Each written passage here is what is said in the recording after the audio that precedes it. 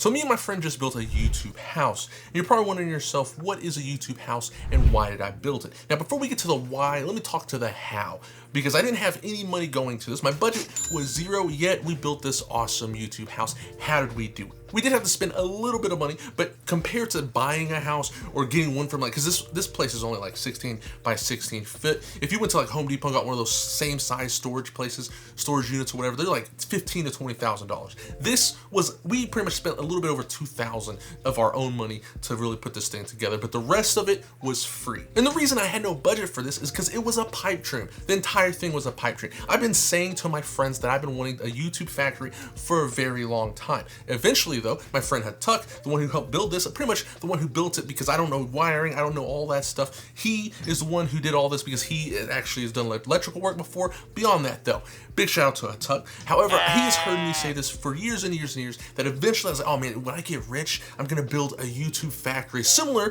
to Rob Dyrdek's Fantasy Factory. That's where I got the idea from. However, my friend finally got tired of me talking about it, and in August of 2024, he finally just said, what do we need? And from that point, we just started putting stuff together with whatever we could find. And I'm not gonna lie to you, most of the stuff we got was for free. And because we got it for free, a lot of stuff was just mix and match and thrown together. And because it was mixed and matched and thrown together, we have dubbed our studio the Franken Shack. For instance, starting from the ground up, the foundation was from some cinder blocks from a place going out of business. It was a garden center, and they just posted on Facebook, hey, we have a ton of cinder blocks. If you want to come get them, come get them. We have to get off the property by this weekend. So my friend Tuck went over there, got tons of cinder blocks. He still has stacks and stacks of cinder blocks at his house that he got from there because he spent all day just loading up as much as he could. So the foundation of this is cinder blocks that we got for free. After that, the wood and the tin that you see, the sheet metal that you see, we also got for free. Now we didn't get all the wood, but we got a huge amount of the wood.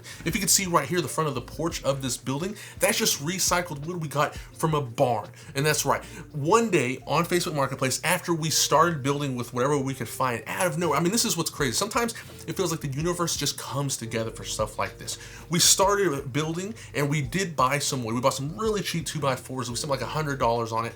And the 2x4s only $2 a piece basically. And we got the warped kind. And you can kind of see this in some of the building later on, I'll show you. But yeah, some of the wood's a little bit warped, but you use what you can get, right? We didn't have a budget for this. But anyways, after we framed up the YouTube studio, out of nowhere, we saw an ad on Facebook Marketplace for a barn. And that's right, it was an old barn. It wasn't that old. The wood still looks pretty good, and the wood was salvageable. But the guy was like, hey, if you just tear down this barn, you can have all the tin and the wood from this barn. So bam, days was spent tearing down this barn, very gently I might add, because we wanted to harvest as much as we could from this, and then we used that to build the YouTube house. Then after that, we started putting up the tin and all of that. We needed some insulation because in Oklahoma it's very cold. Now we didn't plan for it, but yet again, Facebook Marketplace. Huge shout out to Facebook Marketplace, man.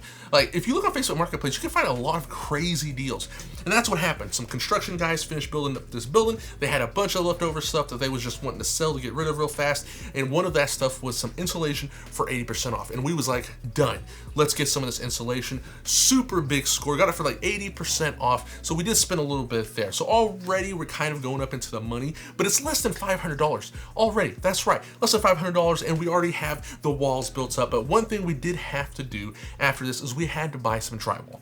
So we did have to buy drywall, and we had to buy that brand new because we couldn't find anything. We didn't get a deal on it, and we just wanted to hurry up and get it up in place. But before we put the drywall on, we had to electrify it. We had to give it life. And how did we do that? Yet again, my friend, out of nowhere, he just was going thrifting. My friend loves to thrift. I always tell him he should YouTube it, but I understand. He said that like he feels weird recording himself or people in public, and I was like, understandable. I do too. That's why I don't vlog. Out of nowhere, he was at a pawn shop and he sent me this video and he was like, you won't believe what I found. I found the wire for the YouTube studio. It's a giant bundle. It is insanely cheap. We got about $60. And I was like, oh my God, let's go. Now, if you don't know, but if you wanted to wire your house, it would cost a lot of money. And that's the thing we was worried about. It's like, man, when we have to wire this building because we want to do like recording and have wires in the building, it's going to be expensive. That's going to be the most expensive part of the build. No, it cost us $60 to basically wire the whole thing because they also had tons of electrical stuff. And then at Goodwill, we found some lights for super cheap. So we got the entire place put together for less than $200 electrical wise. It was such an insane steal on this part. And it just felt like every time we was getting close, something would just come come and be like, guess what? Here you go. This is for free. Here you go. This is like 80% off. Here you go. You're just finding these things. And so we built this entire studio for less than $3,000. It's insane. I still can't believe it. And now that it's done, my mind is blown. Now, I did design the studio and I was like, okay, we need a certain amount of space for if we want to make some films or do something on the side, maybe like just some sit down videos. We need to have a certain amount of room for the lights and the cameras. And then also I wanted a little recording booth, and I was like, it needs to be a certain way that we can fit a drum kit if we need to do the drums. And that will, why did I do all this will come later in the video. But we basically made a recording booth as well. And how we did that, again, full of free stuff. So on the recording booth, we wanted to make it look just like the movies, right? You have a glass window. On the other side of the glass window, you can see them. We could see the people behind the monitors and stuff like that. But glass is expensive, and if you look, we have a giant piece of glass. How did we get that? Again, at a flea market, there was a table, around a square table. So that glass actually came from a square table. It is super, super thick glass, and that's what we used. $20 is what that cost. A $20 table that was a patio glass table. Bam, right there. That's this is why we call it the Franken Shack. And so once we got that in, we started putting up the walls inside of the recording booth. But in the recording booth, we needed to soundproof it. And how do we soundproof it? I was like, we need to have some foam on the walls just to kind of keep the sound from bouncing inside of the booth and outside of the booth. However, we did this with recycled foam underneath of carpet. That's right. My friend a while back had helped this old lady redo her carpet in her house. And when he was ripping up the carpet, he saw a bunch of old foam. Look at that. This been here for probably maybe like a year or so, but I got it off the job. I was putting some flooring in the lady's house, and she wanted to rip all the carpet out, and it had this stuff in here, so I figured it'd probably be useful eventually. So what I do, I store it. Pack rat style. Sell it. No. And he's like, you know, this foam might come in handy. So he actually had it for free from doing an old project helping out this old lady. And when he did it, he was I actually stored it in this old trailer house I have on my land. So we went to the trailer house, we grabbed it, we picked it up, and we just put it all over the walls of the recording booth. Now, I don't know what was on that foam, right? Like it could have been just a ton of cappy. It could have been horrific, but we sealed that up with some carpet. Now the carpet we bought full price from Home Depot. That is one thing. There was no way around it, but a lot of times in professional recording booths, I've been in a couple myself, they have like kind of carpet on the walls on some of them, right? And the carpet on the walls is like professional sound treatment. But every time I've looked at it, because I always just take a look at things wherever I'm at, right? Just take it in and see what's made of. I always looked at it and I was like, this is like the carpet that they put on the outside of patios. Like it feels exactly the same. So that's exactly what we used. We just used outdoor carpet, put it up on the wall, screwed it into place, and then we're gonna frame it. We haven't framed it yet, but we are gonna frame it, make it look a little bit nicer. But this is what it looks like right now, because it's 95% complete. This is the recording booth. It is super insane. And not only that, it sounds insane already. It's not fully done yet. It's 95% of the way there, but it sounds amazing.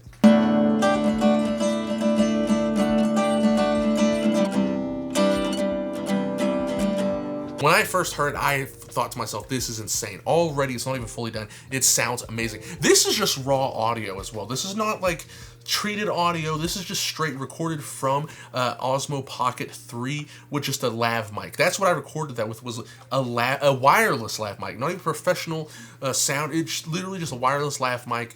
No sound added onto this in post. I mean, it's just raw. And to me, I'm like, wow. Insane audio difference, but that's why it's so exciting. And so we finished that little room off, and this is what it looks like in the rest of the studio. So when you walk in, you're just gonna see a shelf with a ton of books, some guitars on the wall, and this is the pilot seat. That's what I like to call it, the mothership right here. And right here, we have tons of old stuff on the walls, like old cameras and old camera equipment and cool little projects that we're gonna work on. We're gonna have like an old school retro channel where we check out old video cameras and repair them and stuff like that. Just a little side project that we like to do. But this is the pilot seat, as you can see right now. Now, we are gonna have different monitors and a different PC, but just what we have right now is just what you see. And then you see banjos, mandolins, guitars, all kinds of musical instruments tucked in there jamming out while I'm recording right here. We have a bunch of cool little neon signs that we got and we're gonna put up everywhere. One thing you may notice is that we have plugins way up high. Those plugins was my idea in case we had to mount some lights somewhere or put something somewhere where you don't want the cables like hanging really high or down low or anything like that. So I was like, we should have plugins up high on the ceiling. That's the studio, that's how we built it, but why did we build it? That's the biggest thing. And that's one thing I've been telling my friend for a long time, is we needed something like this because the future of YouTube is changing. As myself, a YouTuber, this is what I do for a living. It's the way I make money. It's the way I support my family, and I love doing it. But there's a lot of issues coming up being a YouTuber that's changing the entire landscape, and it's kind of getting a little bit more Hollywood, if you will. What do I mean by that? It's getting a little Hollywood. Well, in this case, if you want to put backing tracks or stuff like that inside of your videos, a lot of time you might get copyright strikes, and you don't know what music is safe when you use it. And not only that, if you want to use safe music, you have to pay for it. And it's pretty expensive, especially if you're just trying to run a business of making videos online, and maybe you're not getting a lot of profit in. A lot of times, if you go into the YouTube studio, if you don't know this, you can actually license songs to put in your videos, maybe for like backing tracks for certain things, right? And there's a lot of free music out there, but who knows how long that will be free for. For instance, there's businesses out there that make it their whole mission is to go buy up stuff and license it and own it, right? So sometimes if a video goes viral, a lot of people will get approached by these entities, if you will, and they'll be like, hey, this video is awesome. How about we pay for it? And we'll own it, but we'll give you like a certain amount of money for it. And it's unbelievable what they give people, right? And people will just give it over because they don't think anything of it. Please do not do that, because your video is probably worth way more down the line. So say somebody has a dog video and the dog's like playing guitar all of a sudden, and everybody's like, oh my, it goes viral, it gets like 100 million views. A company will come and be like, hey, we'll give you $100 for that video. And someone's like, $100? What? Done! And they sign a paper. That person just missed out on tens of thousands, maybe hundreds of thousands of dollars.